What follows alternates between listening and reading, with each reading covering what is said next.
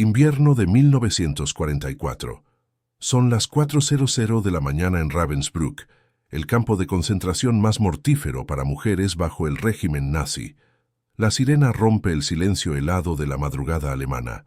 En los barracones superpoblados, más de 300 mujeres se apiñan en espacios diseñados para apenas 150 personas.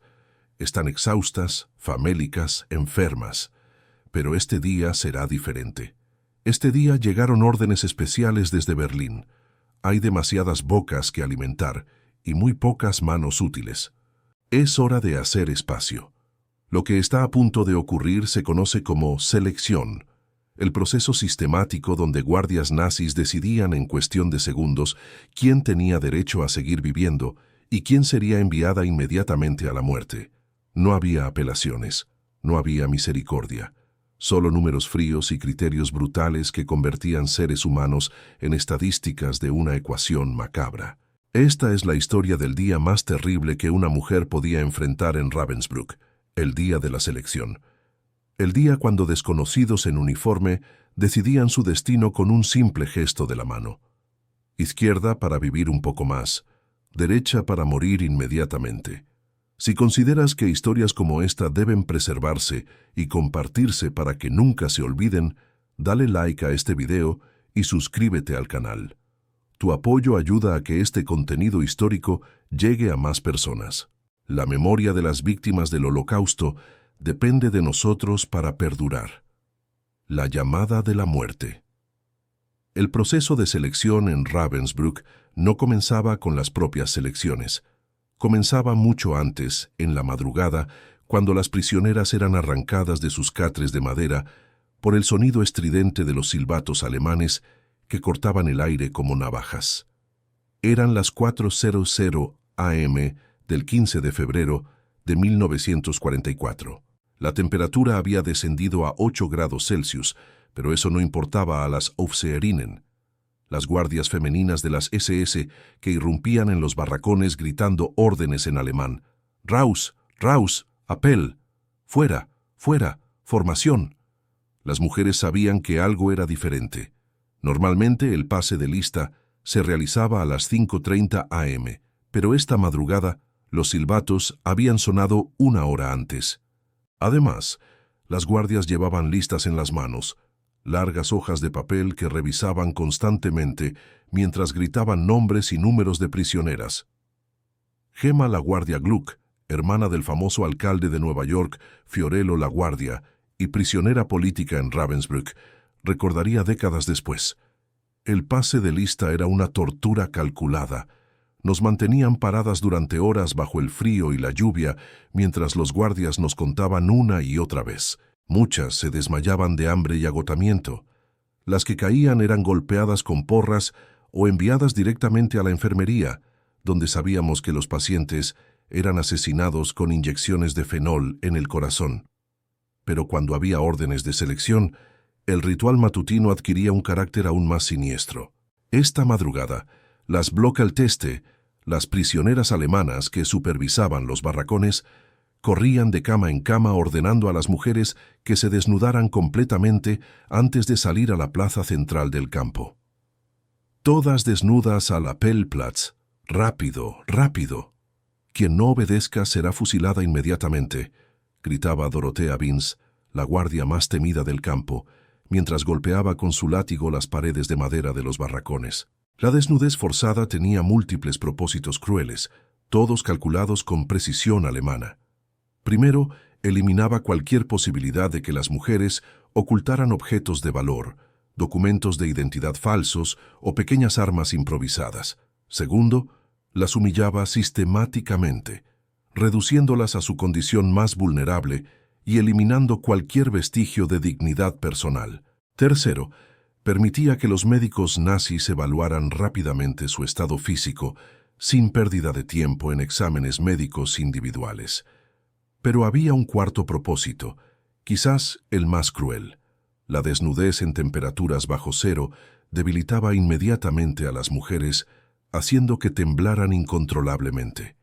Los guardias entonces interpretaban este temblor natural como signo de enfermedad o debilidad constitucional, justificando su envío inmediato a las cámaras de gas. Maria Kuźmierczuk, una joven polaca de 19 años que sobrevivió a 3 selecciones, testificaría ante tribunales polacos en 1947. Nos ordenaron formar filas perfectas en la plaza. Quien no pudiera mantenerse derecha era inmediatamente marcada para morir. Era imposible parecer saludable cuando habías comido solo un pedazo de pan podrido en 3 días y tu cuerpo temblaba del frío como una hoja en el viento. Las mujeres salían de los barracones en grupos de 50, completamente desnudas, caminando sobre la nieve y el barro helado con los pies descalzos. Muchas dejaban huellas de sangre en el suelo debido a los cortes causados por los cristales de hielo y las piedras afiladas. En la plaza de formación eran organizadas en filas perfectamente rectas de 10 personas cada una. Los guardias ucranianos, colaboradores entrenados en el campo de Trauniki, patrullaban entre las filas con rifles en las manos, golpeando con las culatas a cualquier mujer que se tambaleara o cayera. El proceso de organización duraba aproximadamente 1 hora. 1 hora completa, bajo temperaturas bajo cero, completamente desnudas, mientras los guardias las contaban y recontaban como si fueran animales en un matadero. Para cuando llegaba el momento de la selección real, muchas mujeres ya estaban al borde del colapso por hipotermia. Charlotte Delbo, escritora francesa y miembro de la Resistencia que sobrevivió a Ravensbrück, describió esta experiencia en su obra Ninguno de nosotros volverá. El frío entraba por todos los poros de la piel. No era solo frío físico, era el frío de la muerte acechando. Sabías que en cualquier momento un guardia podía señalarte con el dedo y tu vida se acabaría. Era el frío del terror absoluto. Mientras las prisioneras esperaban en formación, los médicos nazis se preparaban en sus oficinas climatizadas. Revisaban las cuotas de eliminación enviadas desde Berlín. ¿Cuántas mujeres debían morir esta semana? ¿Cuáles eran las prioridades raciales? ¿Había órdenes especiales para ciertos grupos étnicos o políticos? El doctor Karl Gebhardt, cirujano personal de Heinrich Himmler y supervisor médico de Ravensbrück, había desarrollado formularios estandarizados para las selecciones. En ellos, las mujeres eran clasificadas en categorías numeradas. Categoría 1, muerte inmediata, mujeres mayores de 40 años, enfermas visibles, embarazadas. Categoría 2, trabajo forzado por tiempo limitado, mujeres entre 16 y 40 años en condición física aceptable. Categoría 3, experimentación médica, mujeres jóvenes y sanas para experimentos con sulfamidas. Categoría 4, eliminación diferida, mujeres útiles temporalmente pero marcadas para muerte futura. Estos formularios fueron encontrados décadas después en archivos soviéticos, revelando la escalofriante burocratización del asesinato masivo. Los nazis habían convertido el genocidio en un proceso administrativo con formularios, sellos oficiales y firmas de aprobación. A las 5:00 am exactamente, se abría la puerta principal del edificio administrativo y emergía la comitiva de la muerte. Médicos nazis en uniformes impecables, guardias femeninas de las SS con látigos y pistolas, oficiales masculinos con carpetas llenas de listas. Caminaban lentamente hacia la plaza donde miles de mujeres desnudas esperaban bajo la nieve, sabiendo que muchas de ellas no verían el amanecer del día siguiente. El amanecer del terror había comenzado oficialmente.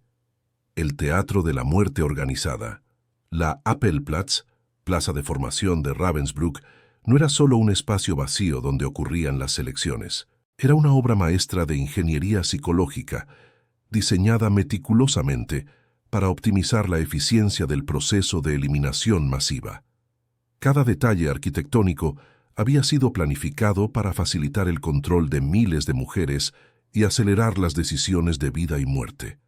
El espacio rectangular medía exactamente 120 metros por 80 metros. Las dimensiones no eran accidentales. Los arquitectos nazis habían calculado que este tamaño permitía albergar hasta 25.000 mujeres de pie, organizadas en filas de 10 personas, con espacios de 2 metros entre cada fila. Esto facilitaba el movimiento de los guardias y médicos entre las prisioneras sin crear aglomeraciones que pudieran generar resistencia organizada. El suelo estaba pavimentado con adoquines irregulares de granito, extraído de la cantera del propio campo por prisioneras que habían muerto durante la construcción. Estas piedras causaban dolor intenso en los pies descalzos de las mujeres, pero proporcionaban una superficie estable para que los oficiales nazis caminaran sin dificultad durante las largas jornadas de selección. En el extremo norte de la plaza se alzaba una plataforma elevada de madera, de aproximadamente 3 metros de altura por 15 metros de ancho. Desde esta posición privilegiada, los médicos nazis podían observar todo el espectáculo, como directores de orquesta dirigiendo una sinfonía macabra. La elevación les permitía ver por encima de las cabezas de las prisioneras y hacer evaluaciones visuales rápidas de grandes grupos. Franz Stangl, quien antes de comandar Treblinka había trabajado temporalmente en Ravensbrück como consultor en optimización de procesos, describió durante su juicio en 1970. La plataforma era esencial para la eficiencia. Desde arriba, un médico experimentado podía evaluar visualmente a 100 mujeres en menos de 5 minutos, identificando inmediatamente a las obviamente enfermas o débiles. A ambos lados de la plataforma se construyeron pequeñas casetas de madera con ventanas de cristal, los puestos de observación donde se ubicaban las Oberaufseherinnen, jefas de guardias femeninas, con binoculares militares. Su función era identificar a mujeres que intentaran disimular enfermedades o debilidad, observando desde múltiples ángulos cualquier signo de fingimiento. El sistema de iluminación también había sido cuidadosamente diseñado. Poderosos reflectores importados de fábricas alemanas. Siemens estaban instalados en postes de 10 metros de altura alrededor del perímetro de la plaza. Durante las selecciones nocturnas, que se volvieron frecuentes hacia el final de la guerra, estos reflectores creaban un ambiente teatral donde cada cuerpo desnudo era iluminado con claridad quirúrgica. Jankiel Wiernik, el carpintero polaco que sobrevivió tanto a Treblinka como a un período en Ravensbrück, observó en sus memorias: los nazis habían convertido el asesinato en espectáculo, la iluminación, la plataforma elevada, las filas perfectas de mujeres desnudas. Todo estaba diseñado para que los perpetradores se sintieran como dioses decidiendo sobre la vida y la muerte de mortales. Las prisioneras eran organizadas según un sistema de codificación numérica, pintado directamente en sus cuerpos. Usando pintura roja, azul o negra, según la disponibilidad de materiales, los guardias escribían números en los pechos, brazos y espaldas de las mujeres. Este sistema permitía identificación rápida sin necesidad de verificar documentos o hacer preguntas verbales. El código era simple pero efectivo. Números rojos: muerte inmediata en cámaras de gas. Números azules: trabajo forzado en fábricas de armamento. Expectativa de vida: 3-6 meses. Números negros: experimentación médica o funciones administrativas. Supervivencia indefinida. Sin número, evaluación pendiente o eliminación diferida, doctor. Hertha Oberhauser, la única mujer médico entre los principales perpetradores de Ravensbrück, había desarrollado un sistema adicional de marcado usando símbolos geométricos. Triángulos indicaban embarazadas, eliminación inmediata. Círculos señalaban enfermedades venéreas, aislamiento y muerte lenta, y cruces marcaban a testigos de Jehová que se negaban a trabajar en producción militar. Para acelerar el proceso, se habían instalado estaciones de procesamiento, mesas metálicas donde los médicos revisaban brevemente a grupos seleccionados de mujeres. Cada estación estaba equipada con básculas para pesar, instrumentos básicos para revisar dientes y detectar oro dental, y formularios preimpresos para registrar las decisiones. El doctor Fritz Fischer, asistente principal del doctor Gebhardt, había cronometrado meticulosamente todo el proceso. En sus notas técnicas encontradas por investigadores soviéticos escribió: tiempo optimal por unidad, 15 segundos. Procesamiento máximo por hora, 240 unidades. con 4 estaciones funcionando simultáneamente, 960 unidades procesadas por hora. Eficiencia aceptable para operaciones de gran escala. Nuevamente las unidades eran seres humanos, mujeres con nombres, historias, familias, pero en la mente de los perpetradores nazis habían sido reducidas a números en hojas de cálculo de productividad. El aspecto más siniestro de esta arquitectura era su aparente normalidad. Los visitantes oficiales alemanes que inspeccionaban el campo, y había muchos, incluyendo oficiales de alto rango y empresarios interesados en la mano de obra esclava, veían un proceso ordenado y eficiente. Las filas organizadas, las plataformas elevadas, los uniformes impecables de los médicos, todo creaba una ilusión de legitimidad médica y administrativa. Heinrich Himmler visitó Ravensbrück en marzo de 1944, justo después de una gran selección donde 2.300 mujeres habían sido gaseadas en una sola jornada. En su informe a Adolf Hitler, escribió: «Las instalaciones demuestran la superioridad organizacional alemana. El procesamiento de elementos indeseables se realiza con eficiencia científica y sin sentimentalismo contraproducente». Los guardias habían desarrollado incluso un vocabulario eufemístico para disfrazar la realidad del asesinato masivo. Las selecciones eran llamadas inspecciones médicas. El envío a las cámaras de gas se denominaba tratamiento especial y las víctimas eran referidas como material humano defectuoso, que requería procesamiento. Pero para las mujeres que vivían esta realidad, no había eufemismos que pudieran ocultar el terror. Selma van de Perre, una judía holandesa que sobrevivió a 4 selecciones, testificó en 1961. «La plaza era nuestro tribunal de muerte. Cuando te formaban allí desnuda, sabías que alguien había decidido que tu vida no valía nada.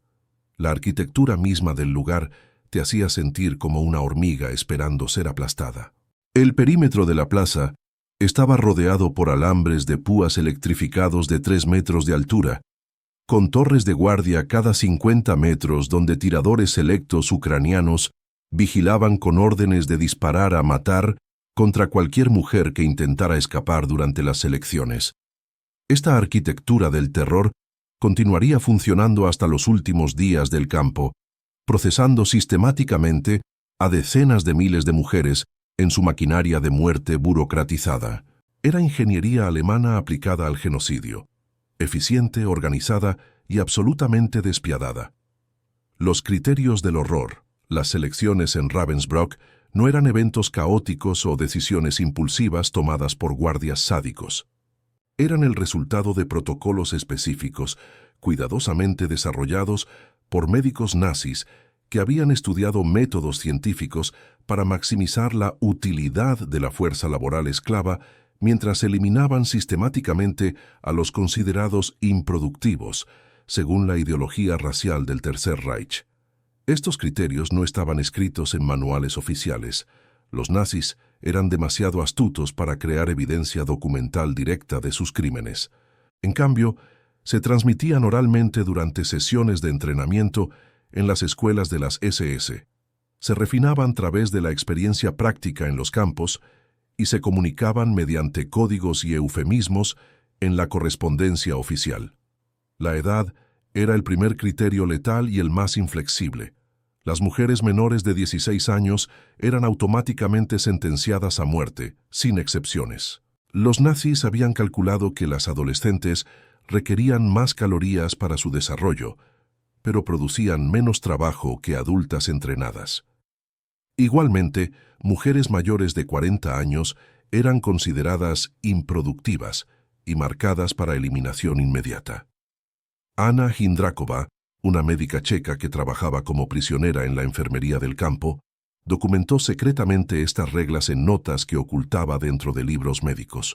Sus apuntes, descubiertos décadas después, revelan: las SS habían establecido que una mujer de 35 años podía trabajar efectivamente por 18 meses antes del colapso total. Una de 25 años podía rendir por 30 meses. Estos cálculos determinaban quién vivía y quién moría, como si fueran máquinas con fechas de vencimiento. El peso corporal era evaluado visualmente con escalofriante precisión. Los médicos nazis habían memorizado tablas de peso mínimo aceptable, según altura y constitución física. Cualquier mujer que pareciera pesar menos de 40 kilogramos, independientemente de su estatura, era automáticamente marcada para exterminio. La cruel ironía era que la malnutrición sistemática del campo causaba precisamente esta pérdida de peso que justificaba el asesinato. Dr. Percival Treite, médico británico que había estudiado medicina en Alemania y se unió a las SS, desarrolló lo que llamaba evaluación visual calibrada. Podía estimar el peso de una mujer con un margen de error de solo 2 kilogramos simplemente observándola durante 5 segundos. Sus métodos eran tan precisos que otros campos solicitaban su transferencia para entrenar a sus propios médicos.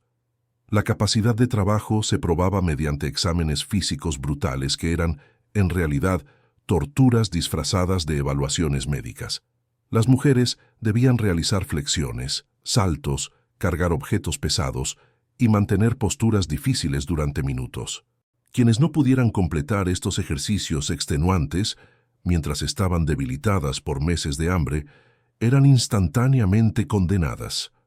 Estos exámenes se realizaban frecuentemente en presencia de empresarios alemanes que visitaban el campo para seleccionar trabajadoras esclavas para sus fábricas.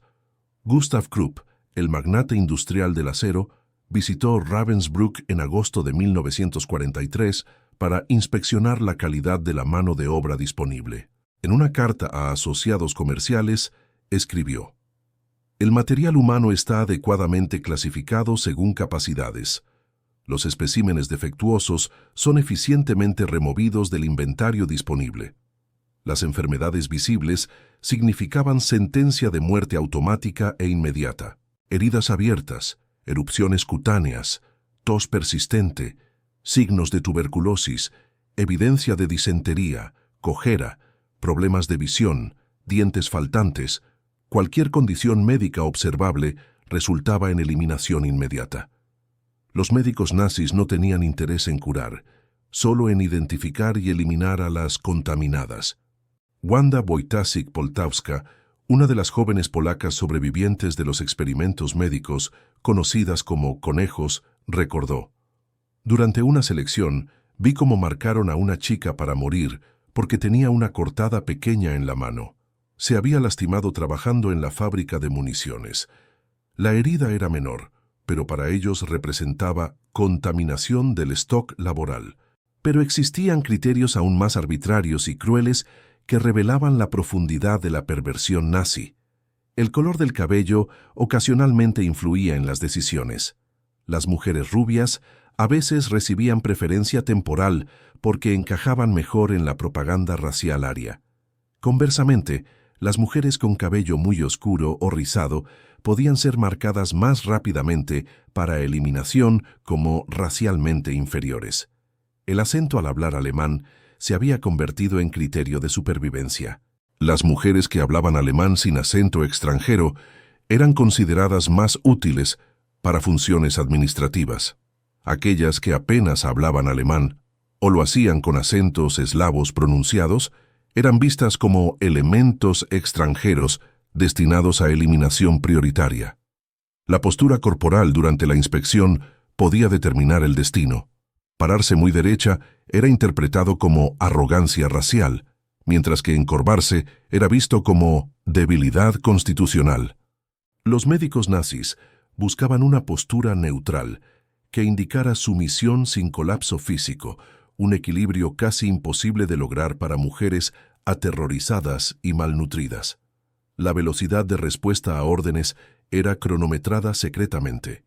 Las mujeres que reaccionaban demasiado lento a comandos verbales eran marcadas como mentalmente deficientes, mientras que quienes respondían demasiado rápido eran sospechosas de tendencias subversivas. Era un sistema diseñado para que fuera imposible tomar la decisión correcta. Dr. Rolf Rosenthal, quien supervisaba directamente muchas selecciones, había desarrollado incluso criterios basados en expresiones faciales. En notas personales encontradas por investigadores escribió: Las unidades que mantienen contacto visual directo demuestran peligrosa autoconfianza. Las que evitan la mirada revelan culpabilidad o conspiración. El procesamiento optimal requiere eliminar ambos tipos, conservando solo aquellas con expresión neutral y submisa. Los antecedentes familiares también influían cuando los nazis tenían acceso a esta información. Mujeres con hijos, especialmente varones, en edad militar eran vistas como reproductoras enemigas. Aquellas con esposos en la resistencia o familiares ejecutados por actividades antinazis eran consideradas genéticamente subversivas. La religión se había convertido en factor de vida o muerte. Las testigos de Jehová enfrentaban eliminación casi automática porque su fe las hacía negarse a trabajar en producción militar. Las judías eran marcadas sistemáticamente para muerte sin importar su condición física. Las católicas devotas eran sospechosas de lealtades divididas hacia el Vaticano. Una sobreviviente francesa, cuyo nombre permanece en los archivos como prisionera 24, 37, testimonió en Nuremberg: «Vi cómo marcaron a una mujer para morir simplemente porque temblaba del frío. Interpretaron su temblor natural como signo de debilidad nerviosa. Tenía 19 años y había sido completamente saludable antes del campo. Su único crimen fue tener frío en febrero». Quizás el aspecto más perturbador de estos criterios era su aparente lógica científica. Los nazis habían envuelto sus prejuicios genocidas en terminología médica y procesos administrativos que creaban una ilusión de objetividad. Médicos con títulos universitarios, entrenados para salvar vidas, aplicaban estos protocolos de evaluación con la misma frialdad clínica con que hubieran diagnosticado una enfermedad. Las reglas invisibles de la muerte en Ravensbrück revelaban algo aterrador sobre la naturaleza humana. Cómo el mal puede disfrazarse de ciencia, cómo el prejuicio puede burocratizarse y cómo personas educadas pueden participar en genocidio si se les proporciona suficiente justificación pseudocientífica y distancia emocional de sus víctimas. Estas no eran decisiones tomadas por fanáticos descontrolados, sino por profesionales que regresaban a casa cada noche a cenar con sus familias después de un día productivo en la oficina del genocidio. Las mujeres que mataban a otras mujeres, el aspecto más perturbador y psicológicamente complejo de las selecciones en Ravensbrück era que muchas veces eran dirigidas y ejecutadas por mujeres contra otras mujeres. El campo sirvió como centro de entrenamiento para aproximadamente 3.500 guardias femeninas de las SS que trabajaron allí y posteriormente fueron trasladadas a otros campos de concentración y exterminio a través del Reich alemán. Estas mujeres no eran víctimas accidentales de las circunstancias o personas coaccionadas contra su voluntad. Eran colaboradoras activas y entusiastas de la maquinaria genocida nazi, que habían elegido deliberadamente participar en el asesinato sistemático de otras mujeres. Dorothea Binz encarnaba la perfección del mal femenino nazi. Nacida el 16 de marzo de 1920 en Düsterlo, cerca de Ravensbrück, en una familia alemana de clase media-baja, Binz había trabajado inicialmente en empleos domésticos ordinarios antes de encontrar su vocación en el genocidio. A los 19 años, se ofreció voluntariamente para trabajar en la cocina de Ravensbrück en agosto de 1939, y al mes siguiente le ofrecieron un puesto como Aufseherin, guardia supervisora. Para el momento de las grandes elecciones de 1944, Binz, con apenas 24 años, había desarrollado un sadismo que aterrorizaba incluso a los oficiales masculinos veteranos. Durante las elecciones aparecía en la plaza montando su bicicleta, con un látigo en la mano derecha, y un enorme pastor alemán corriendo a su lado. Su sonrisa mientras observaba a las mujeres desnudas y aterrorizadas se había convertido en símbolo del terror en el campo. Testimonio de prisionera sobreviviente registrado en archivos polacos. Binz tenía un método específico para las selecciones. Se detenía frente a cada mujer y la miraba directamente a los ojos durante varios segundos. Si la prisionera sostenía la mirada, Binz lo interpretaba como desafío y la marcaba para muerte.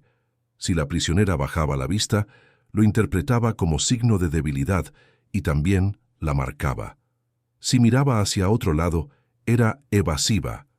No había forma correcta de responder.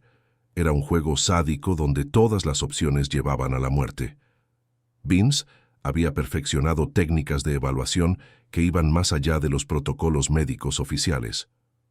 Obligaba a las mujeres a realizar ejercicios de coordinación, saltar en un pie, tocar la nariz con los ojos cerrados, recitar números hacia atrás, mientras ella decidía arbitrariamente quién había fallado estos exámenes.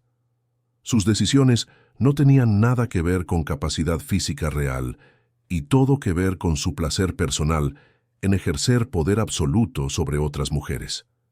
Maria Mandl representaba un tipo diferente, pero igualmente letal, de perpetradora nazi. Con 23 años, cuando fue nombrada Oberaufseherin, jefa de guardias, en marzo de 1942, Mandl había desarrollado obsesiones específicas que influían en sus decisiones de selección. Su fixación particular era el cabello de las prisioneras.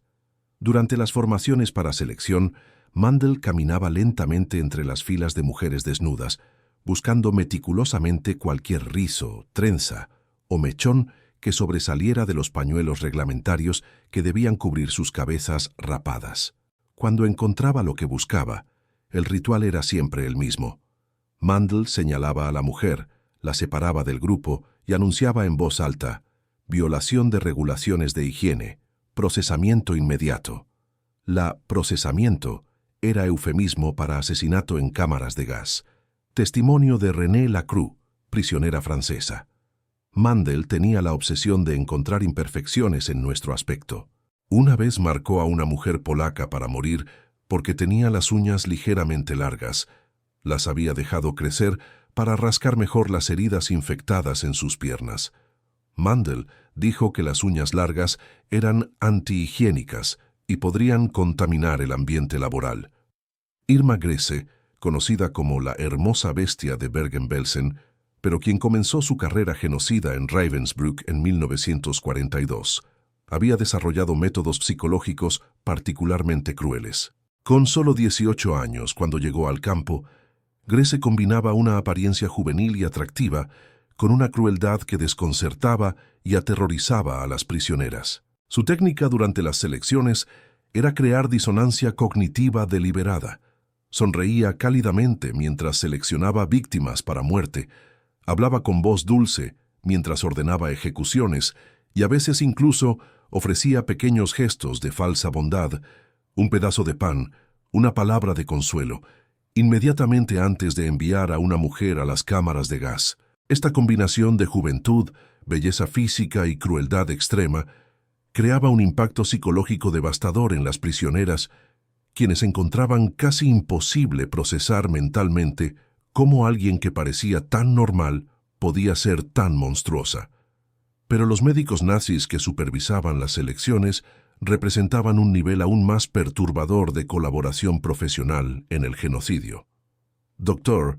Herta Oberhäuser, la única mujer médico entre los principales perpetradores de Ravensbrück, había pervertido completamente su juramento hipocrático para convertirse en un instrumento eficiente de asesinato masivo. Graduada de la Universidad de Düsseldorf en 1937, Oberhäuser había elegido especializarse en dermatología antes de unirse al programa de eutanasia nazi y posteriormente ser trasladada a Ravensbrück. Durante las selecciones, Oberhäuser exhibía una frialdad clínica que helaba la sangre. Evaluaba a las mujeres como si fueran especímenes de laboratorio, haciendo anotaciones técnicas en formularios, mientras decidía casualmente quién vivía y quién moría. Fragmento de notas médicas de Oberhäuser, encontradas en archivos soviéticos. Especímenes 47.892 a 47.956 procesados esta mañana. Eliminados: 23 por edad avanzada, 31 por deficiencias físicas visibles, 9 por signos de embarazo. Conservados: 1 para experimentación con sulfamidas. Eficiencia: 98.4% de eliminación exitosa. Las especímenes eran mujeres. Seres humanos con nombres, familias, sueños, pero en la mente de Oberhäuser se habían convertido en números en experimentos científicos. Oberhauser era especialmente cruel con madres embarazadas y mujeres con niños pequeños. Durante las selecciones, separaba intencionalmente a madres de sus hijos, marcando a los niños para muerte inmediata, mientras obligaba a las madres a observar, como estudio sobre reacciones maternas bajo estrés extremo. El doctor Karl Gebhardt, cirujano personal de Heinrich Himmler y principal supervisor de los experimentos médicos en Ravensbrück, había establecido un sistema de recompensas para las guardias femeninas más eficientes durante las selecciones. Las mujeres que demostraran mayor crueldad y procesaran más víctimas recibían permisos extra, mejor comida, uniformes de mejor calidad y oportunidades de promoción. Este sistema de incentivos había transformado las selecciones en competencias sádicas entre las guardias, cada una tratando de superar a las otras en crueldad y eficiencia para obtener recompensas personales. Margarete Mewes, otra guardia veterana, había desarrollado lo que llamaba selección por productividad histórica. Revisaba los registros laborales de cada prisionera de los últimos 6 meses y eliminaba automáticamente a quienes habían tenido días de enfermedad, llegadas tarde o reportes de actitud subversiva por parte de supervisores de fábrica. El aspecto más inquietante de estas mujeres perpetradoras era su capacidad para mantener fachadas de normalidad absoluta fuera de las selecciones. Los fines de semana, muchas visitaban pueblos cercanos donde frecuentaban cafés, cines y festivales locales como ciudadanas alemanas ordinarias. Enviaban cartas cariñosas a sus familias, compraban ropa, discutían música y literatura con amigos civiles.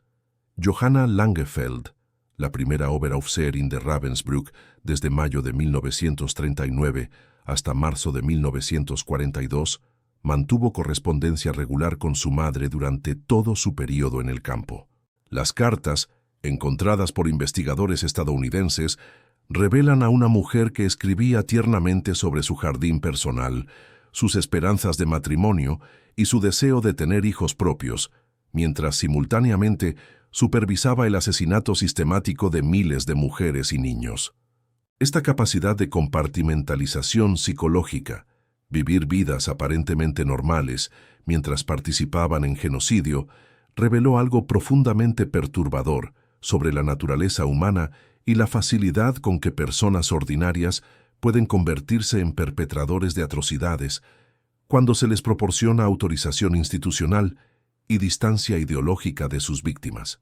Durante los juicios de posguerra, muchas de estas mujeres afirmaron haber sido simplemente funcionarias obedientes que seguían órdenes, pero la evidencia documental y testimonial demostró que habían participado activa y entusiastamente, a menudo excediendo las órdenes recibidas e innovando nuevas formas de crueldad.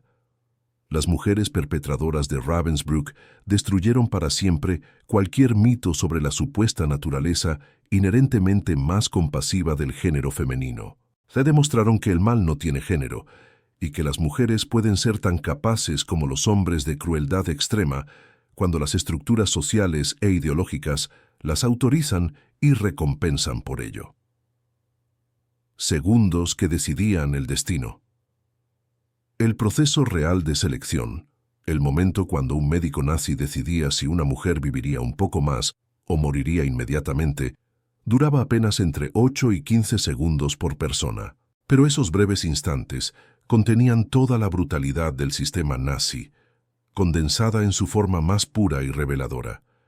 Era un proceso deliberadamente deshumanizado, diseñado para eliminar cualquier posibilidad de conexión emocional entre perpetrador y víctima, cualquier momento de duda o compasión que pudiera interferir con la eficiencia del exterminio masivo. Dr. Fritz Fischer, asistente principal del Dr.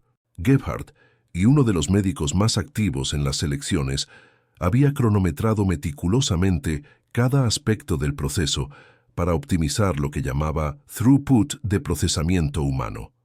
Sus notas técnicas, descubiertas décadas después en archivos alemanes, revelan la escalofriante burocratización del asesinato. Protocolo optimal de evaluación rápida, segundos 1-3, evaluación visual de condición física general, Segundos, 4-6. Identificación de defectos obvios o enfermedades visibles. Segundos, 7-9. Estimación de capacidad laboral restante. Segundos, 10-12. Decisión final basada en cuotas de eliminación diarias. Segundos, 13-15. Comunicación de decisión mediante código gestual. 1. Prisionera se acercaba lentamente al médico nazi, quien permanecía sentado en una silla elevada detrás de una mesa metálica. Sin hacer preguntas, sin realizar examen físico alguno, sin la más mínima consideración por su humanidad individual, el médico la observaba brevemente de arriba abajo como si fuera ganado en un mercado. Charlotte Delvaux, escritora francesa y sobreviviente de múltiples selecciones, describió su propio encuentro con este proceso. Me paré frente al médico nazi. Me miró por 3 segundos, tal vez menos. En ese momento que pareció eterno, mi vida entera dependía de factores completamente fuera de mi control. Si había dormido bien la noche anterior y no tenía ojeras, si la luz era favorable para verme mejor, si él había tenido un buen desayuno y estaba de buen humor. Era aleatorio y absoluto al mismo tiempo.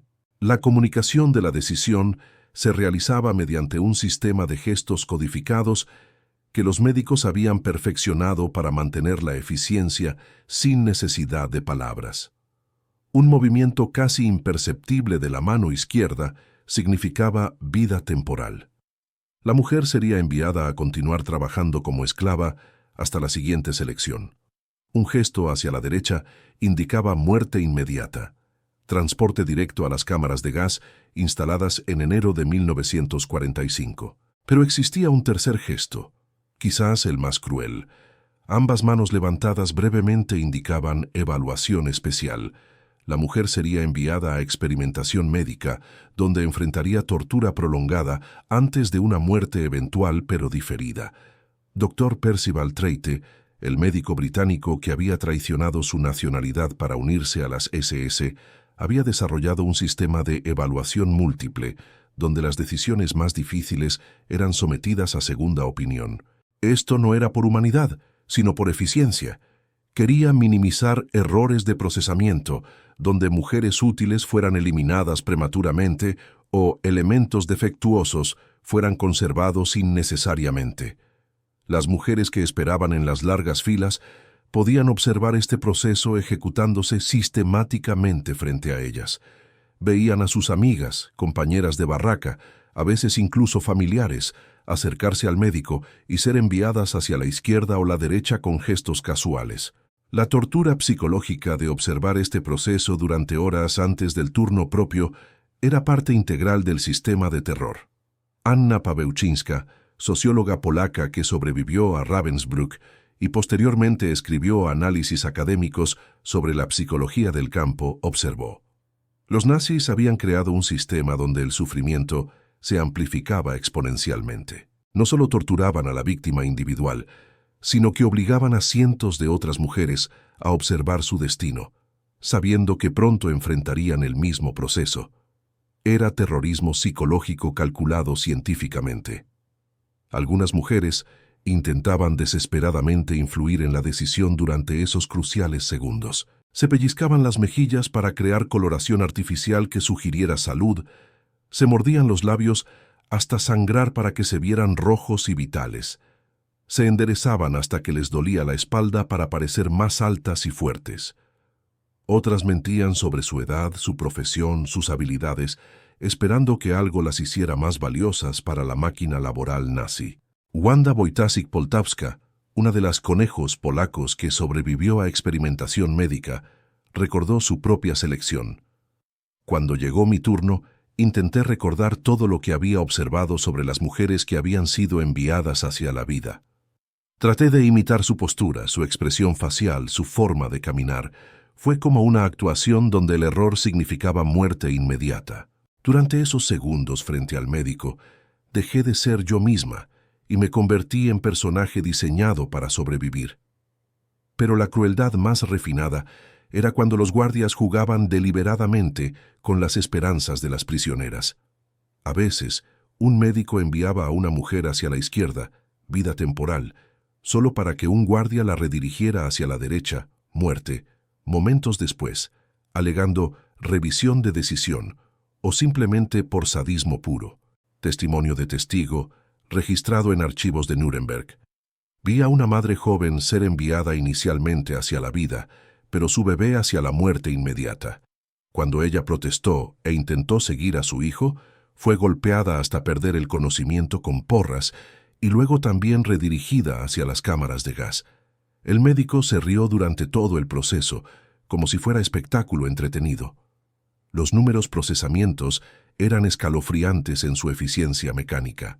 Durante las grandes elecciones de febrero-marzo 1945, cuando los nazis se preparaban para evacuar el campo antes de la llegada soviética, las cifras documentadas en registros alemanes muestran selección del 3 de febrero, 2.847 mujeres evaluadas, 2.156 enviadas a muerte inmediata, 75.7%. Selección del 15 de febrero, 3.234 mujeres evaluadas, 2.891 enviadas a muerte inmediata, 89.4%. Selección del 28 de febrero, 4.156 mujeres evaluadas, 3.847 enviadas a muerte inmediata, 92.6%. Estos porcentajes revelan cómo las selecciones se habían convertido en operaciones de eliminación masiva disfrazadas de evaluaciones médicas. Hacia el final, prácticamente cualquier mujer que no fuera absolutamente indispensable para funciones administrativas del campo era marcada para muerte.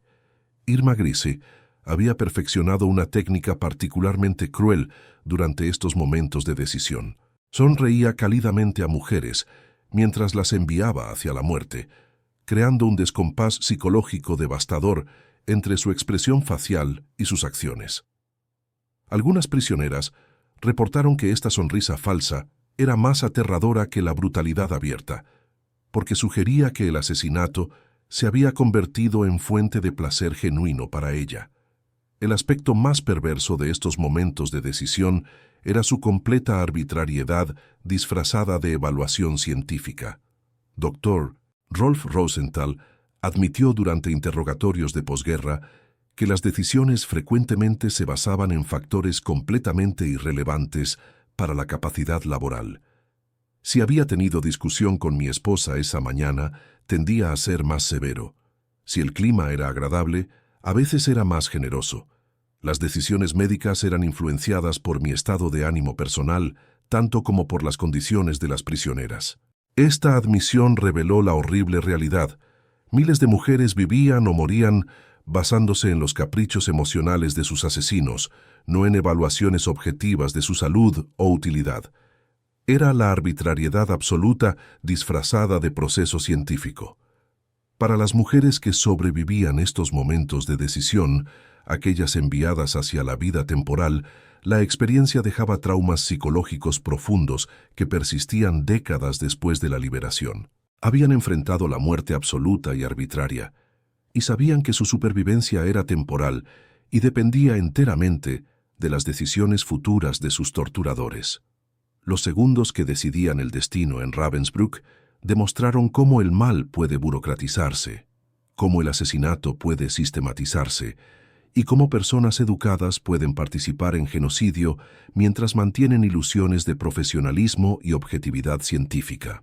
Era la banalización del mal en su forma más pura. Decisiones de vida y muerte, tomadas casualmente por funcionarios que después regresaban a casa a cenar con sus familias como si hubieran tenido un día normal en la oficina. Los rostros de la muerte seleccionada. ¿Quiénes eran las mujeres que los nazis consideraban merecedoras de eliminación inmediata durante las selecciones en Ravensbrück? Sus historias individuales revelan no solo la arbitrariedad escalofriante del mal nazi, sino también la determinación sistemática del régimen de eliminar cualquier forma de resistencia intelectual, diversidad cultural o potencial reproductivo entre los grupos considerados indeseables. Las víctimas de las selecciones no eran elegidas aleatoriamente. Cada categoría de mujeres marcadas para muerte reflejaba aspectos específicos de la ideología genocida nazi y sus miedos más profundos sobre qué tipos de personas representaban amenazas para su visión de pureza racial y control social total. Las mujeres embarazadas y las madres con bebés constituían el primer grupo objetivo prioritario.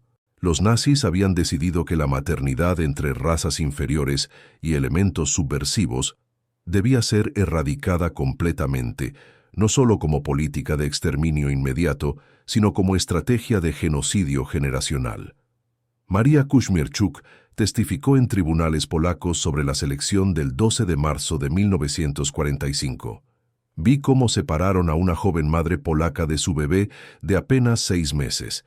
Ella gritaba desesperadamente, rogando que la dejaran quedarse con su hijo. El guardia le dijo: «No te preocupes, se van a reunir muy pronto». Ambos fueron gaseados esa misma tarde. Era mentira cruel. Sabían exactamente lo que estaban haciendo. En una sola operación el 15 de marzo de 1945, 130 bebés y mujeres embarazadas fueron seleccionados para las cámaras de gas, en lo que los documentos nazis registraron como limpieza reproductiva, operación exitosa. La terminología clínica no podía ocultar la realidad. Era asesinato masivo de madres y niños. Las intelectuales representaban otro grupo objetivo sistemático. Maestras, escritoras, periodistas, doctoras, abogadas, científicas, cualquier mujer con educación avanzada era vista como portadora potencial de ideas subversivas y conocimiento que podía ser usado para organizar resistencia o preservar memoria cultural. Milena Jesenská, la famosa escritora checa y amante de Franz Kafka, fue seleccionada para muerte específicamente debido a lo que los documentos nazis llamaban influencia intelectual peligrosa entre las prisioneras. Su único crimen había sido mantener la moral de sus compañeras relatando historias, organizando debates clandestinos sobre literatura y ayudando a mujeres analfabetas a escribir cartas a sus familias. Durante interrogatorios antes de su ejecución, Jesenská fue cuestionada por Dr. Gebhardt personalmente. Él quería saber qué libros había leído, qué autores admiraba, qué ideas políticas sostenía, no por curiosidad intelectual, sino para compilar listas de otros elementos intelectualmente contaminados que debían ser identificados y eliminados en futuras selecciones. Las mujeres gitanas enfrentaban doble persecución racial y cultural. Los nazis las veían como genéticamente criminales y culturalmente parasitarias, pero también temían sus tradiciones de resistencia nomádica y supervivencia independiente que podían inspirar a otras prisioneras. Margareta Rosenberg, una joven gitana de 16 años de Hungría, fue seleccionada no por enfermedad o debilidad, sino porque había sido vista enseñando canciones tradicionales romaníes a niñas de otros grupos étnicos. Los guardias interpretaron esto como propaganda cultural subversiva y contaminación de la pureza alemana del campo. Entre enero y febrero de 1945, 120 a 140 mujeres romaníes fueron primero esterilizadas mediante exposición de rayos X a sus órganos reproductivos, y posteriormente muchas fueron seleccionadas para eliminación como experimentos terminados que ya no servían propósitos científicos. Las testigos de Jehová representaban un caso particular de persecución religiosa. Su fe inquebrantable y su negativa absoluta a comprometer sus creencias las convertían en lo que los nazis llamaban elementos ideológicamente irrecuperables. Muchas fueron seleccionadas específicamente porque mantenían sus principios religiosos incluso ante la muerte, negándose a trabajar en producción de armamento o participar en ceremonias nazis. Anna Bernstein, testigo de Jehová de 34 años de Austria, enfrentó múltiples selecciones, pero continuó negándose a trabajar en la fábrica de municiones Siemens dentro del campo. Durante su última selección en abril de 1945, el médico le ofreció directamente supervivencia a cambio de renunciar a su fe. Su respuesta registrada en documentos: «Mi vida pertenece a Jehová, no a ustedes. Pueden matar mi cuerpo, pero no pueden tocar mi alma». Fue gaseada 3 días después. Los niños representaban quizás el grupo más trágico y sistemáticamente targeted. En total, 881 niños aparecen en las listas de llegada preservadas de Ravensbrück. Durante las elecciones, menores de 16 años eran automáticamente marcados para muerte, independientemente de su salud, inteligencia o utilidad potencial. La lógica nazi era escalofriante en su simplicidad. Los niños consumían recursos sin producir trabajo, pero más importante, representaban el futuro de las razas enemigas, que debía ser eliminado antes de que alcanzaran edad reproductiva. Testimony preserved in Polish Archives. Vi cómo separaron a 3 hermanas polacas durante una selección. Tenían 12, 14 y 16 años. Solo la mayor fue enviada hacia la vida temporal. Las 2 menores fueron marcadas para las cámaras de gas. Sus gritos pidiendo a su hermana mayor se escucharon por toda la plaza hasta que los guardias las golpearon hasta el silencio. Pero había casos aún más específicos que revelaban la profundidad perversa de la planificación nazi. Mujeres con habilidades artísticas eran targeted porque el arte era visto como vehículo para preservar memoria cultural e inspirar resistencia espiritual. Pintoras, músicas, cantantes, bailarinas, todas enfrentaban eliminación prioritaria para prevenir que sus talentos fueran usados para mantener la moral o comunicar mensajes subversivos entre prisioneras. Parteras y enfermeras eran seleccionadas porque sus conocimientos médicos las hacían peligrosas para el sistema. Podían ayudar a otras mujeres a sobrevivir, enseñar técnicas de supervivencia o incluso asistir en resistencia organizada. Mujeres con familiares en la resistencia eran identificadas mediante interrogatorios y marcadas para eliminación como genéticamente subversivas. Los nazis creían que las tendencias hacia la resistencia eran hereditarias y debían ser erradicadas junto con las propias resistentes. Prisioneras que habían sobrevivido demasiado tiempo en el campo se convertían en objetivo porque su supervivencia extendida las convertía en testigos peligrosos que habían observado demasiados crímenes. Hacia 1945, mujeres que habían estado en Ravensbrück por más de 18 meses eran sistemáticamente seleccionadas para eliminación como eliminación de testigos. Las refugiadas y apátridas enfrentaban selección casi automática porque no tenían gobiernos que pudieran investigar su desaparición. Representaban víctimas perfectas desde la perspectiva nazi. Podían ser asesinadas sin consecuencias diplomáticas. Dr. Herta Oberhäuser había desarrollado categorías adicionales basadas en sus observaciones científicas. Reproductoras resistentes, mujeres que habían tenido múltiples hijos y podrían tener más; influenciadoras sociales, mujeres que naturalmente se convertían en líderes entre prisioneras; preservadoras culturales, mujeres que mantenían tradiciones, idiomas o costumbres de sus países nativos; optimistas persistentes, mujeres que mantenían esperanza y moral alta entre compañeras. Cada una de estas categorías era vista como amenaza específica para el control nazi y marcada para eliminación prioritaria. El aspecto más perturbador de estas selecciones era cómo los nazis habían sistematizado el asesinato de precisamente aquellas mujeres que representaban lo mejor de la humanidad: madres protectoras, intelectuales pensantes, artistas creativas, creyentes fieles, líderes naturales, optimistas resilientes. No estaban eliminando aleatoriamente. Estaban targeting específicamente a mujeres, cuyas cualidades positivas las convertían en amenazas para el orden nazi. Era un genocidio que buscaba no solo eliminar cuerpos, sino también eliminar las cualidades humanas que permiten resistencia, esperanza, creatividad y supervivencia cultural. Las víctimas elegidas de Ravensbrück revelan que el Holocausto no fue solo sobre antisemitismo o limpieza étnica.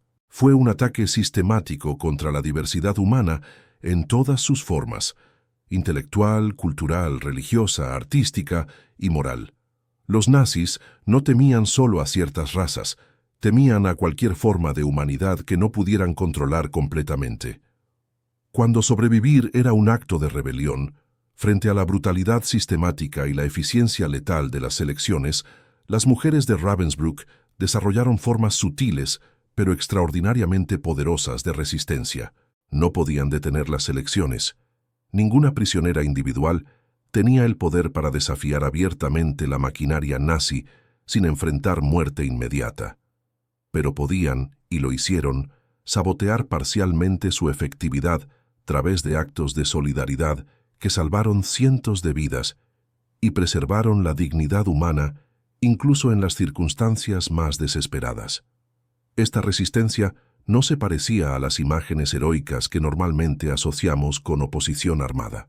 Era más sutil, más arriesgada en muchos aspectos, y requería tipos de coraje que van más allá de la valentía física. Era resistencia del espíritu humano, de la cultura preservada, de la dignidad mantenida contra todos los intentos de destruirla. Los sistemas de intercambio de identidad representaban una de las formas más audaces de resistencia directa.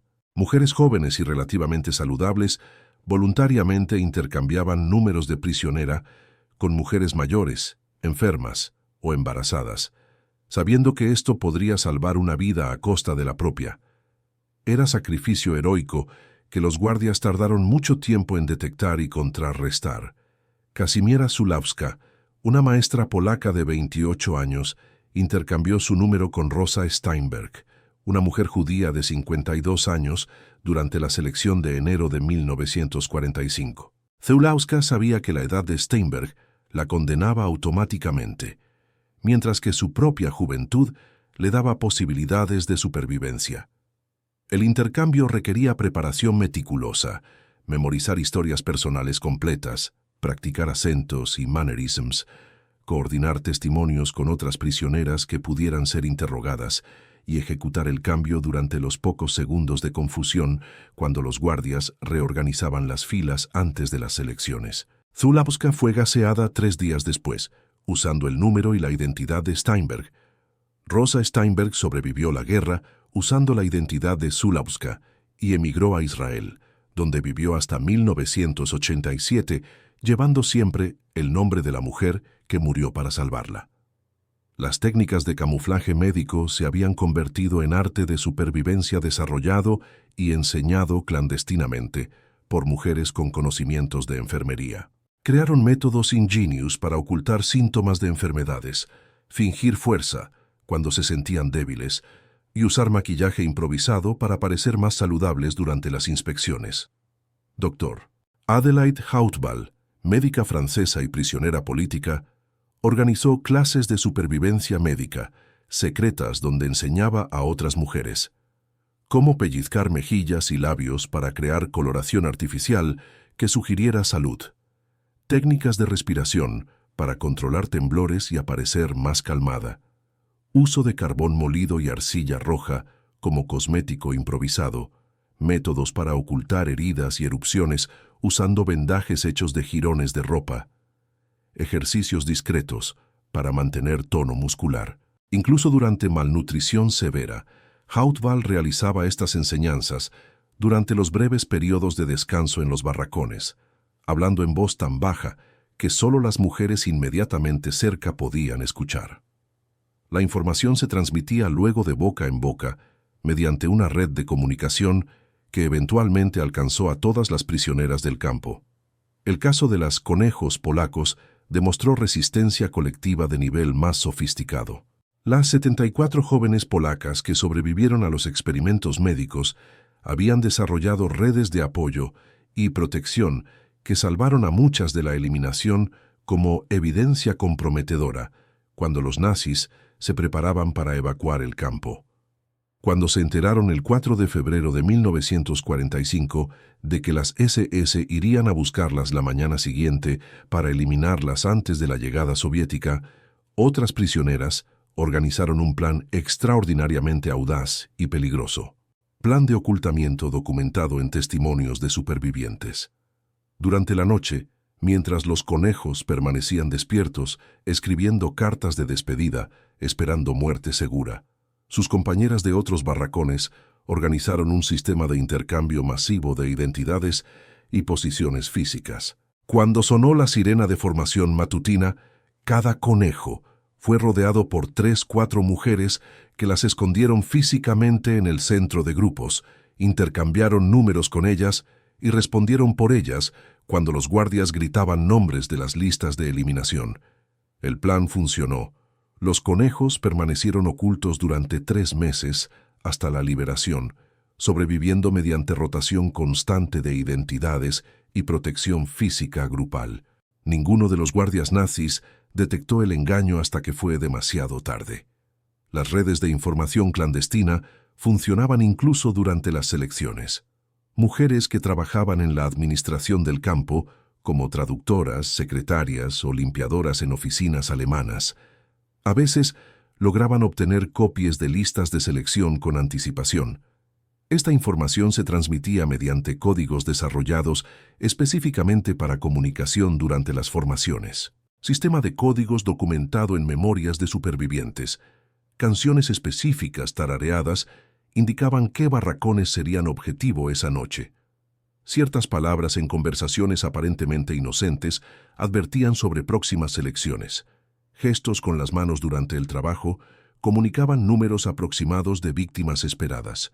Posiciones de objetos personales en los barracones transmitían información sobre criterios de selección, edad, nacionalidad, condición médica.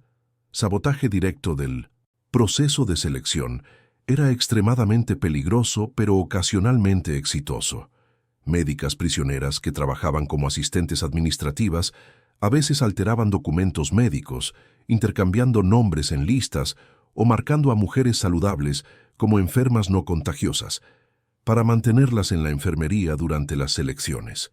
Dr. Silvia Salvesen, médica noruega que trabajaba en la enfermería del campo, desarrolló un sistema para salvar a mujeres embarazadas alterando fechas en sus expedientes médicos. Cambiaba las fechas de última menstruación para que aparecieran como no embarazadas durante las inspecciones. Luego las mantenía en la enfermería bajo diagnósticos falsos de enfermedades menores. Salvesen logró salvar a 23 mujeres embarazadas antes de ser descubierta en marzo de 1945. Fue ejecutada inmediatamente, pero las mujeres que había protegido sobrevivieron hasta la liberación. La resistencia espiritual y cultural tomaba formas que desafiaban los intentos nazis de destruir completamente la humanidad de las prisioneras. Organizaban ceremonias religiosas secretas, mantenían calendarios de festividades tradicionales y realizaban rituales de conmemoración por las muertas que preservaban dignidad y memoria colectiva. Testimonio de Corrie ten Boom, escritora holandesa y testigo de Jehová. En la Navidad de 1944, logramos organizar una pequeña celebración secreta en nuestro barracón. Cantamos villancicos en polaco, checo, francés, alemán y holandés. Cada mujer en su idioma nativo, pero todas al mismo tiempo. Durante esos 10 minutos no éramos prisioneras desnumeradas, sino mujeres celebrando la esperanza. Era nuestro acto de rebelión más poderoso. Rebecca Teitelbaum, judía belga que sobrevivió 17 meses en Ravensbrück, organizó lo que llamaba Cocina de la Imaginación, sesiones donde mujeres hambrientas compartían recetas detalladas de platos tradicionales de sus países. Logró conseguir papel robado de la fábrica Siemens y creó un libro de cocina cosido con alambre que contenía más de 200 recetas dictadas por prisioneras de 12 nacionalidades diferentes. Esta actividad servía múltiples propósitos de resistencia. Preservaba cultura culinaria que los nazis intentaban erradicar, proporcionaba escape mental del horror inmediato y creaba solidaridad entre mujeres de diferentes backgrounds étnicos y nacionales. Los programas educativos secretos representaban resistencia intelectual directa contra la política nazi de reducir a las prisioneras a trabajo físico no calificado. Maestras organizaban clases clandestinas de historia, literatura, matemáticas e idiomas usando trozos de carbón como tiza y suelo de tierra como pizarra. Wanda Wojtasik-Poltawska organizaba clases de historia polaca para adolescentes en el campo. Enseñábamos en voz baja durante los descansos del trabajo forzado, historia nacional, poesía patriótica, geografía de Polonia. Era nuestra forma de decirles a los nazis: pueden detener nuestros cuerpos, pero nunca podrán detener nuestras mentes o borrar nuestra identidad nacional. Estas clases eran increíblemente arriesgadas. Ser descubiertas significaba muerte inmediata para maestras y estudiantes. Pero las mujeres continuaron enseñando porque comprendían que la educación era forma de resistencia que los nazis no podían eliminar completamente mediante violencia física.